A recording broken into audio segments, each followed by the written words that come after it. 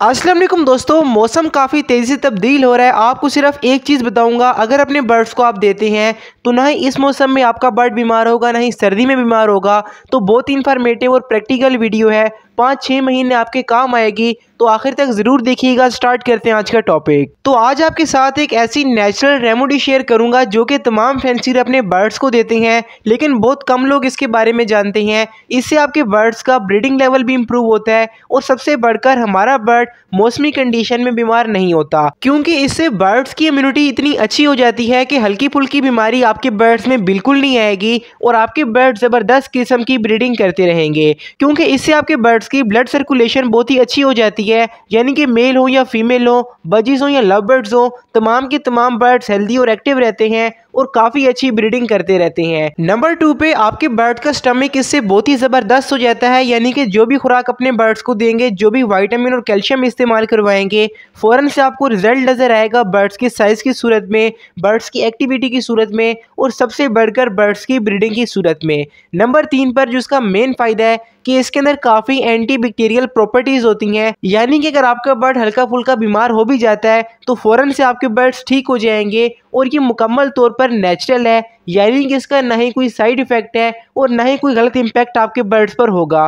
बहुत ही ज़बरदस्त चीज़ है, मैं भी अपने बर्ड्स को देता हूँ, तो आप भी इसका इस्तेमाल करवा सकते हैं। तो दोस्तों, मैं बात कर रहा था जिंजर यानी कि अदरक के बारे में। ये हमारे बर्ड्स के लिए बहुत ही ज़रूरी है। पूरा तरीका इस्तेमाल आगे आपके साथ मैं शेयर करता हूँ, लेकिन आखिर में ये लाजमी जानिएगा कि आपने ये कब कब अपने बर्ड्स को देना है और किन बर्ड्स को इस्तेमाल नहीं करवाना। आपने करना क्या है कि 1 लीटर पानी के लिए 1 इंच के टुकड़े का आप छिलका उतार के इसको बारीक बारीक काट लें और 1 लीटर पानी के अंदर डाल के इसको रख दें। अगर आप 24 घंटे के लिए भिगोना चाहते हैं तो आपकी मर्जी है। अगर आपने फ़ौरन से तैयार करके देना है तो आप इसको बारीक बारीक पीस के पानी के अंदर अच्छी तरह मिक्स कर लें। इसके बाद आपने इसको प्रॉपरली छान लेना है और ये पानी अपने बर्ड्स को इस्तेमाल करवाना है, तो आपके बर्ड्स को बहुत ही फ़ायदा मिलेगा। लेकिन मेन क्वेश्चन कि कब कब अपने बर्ड्स को देना है और किन बर्ड्स को इस्तेमाल नहीं करवाना। लेकिन उसकी तरफ जाने से पहले नए आने वाले लोग सब्सक्राइब लाजमी करें ताकि आपको इस तरह की इन्फॉर्मेटिव वीडियोस मिलती रहें।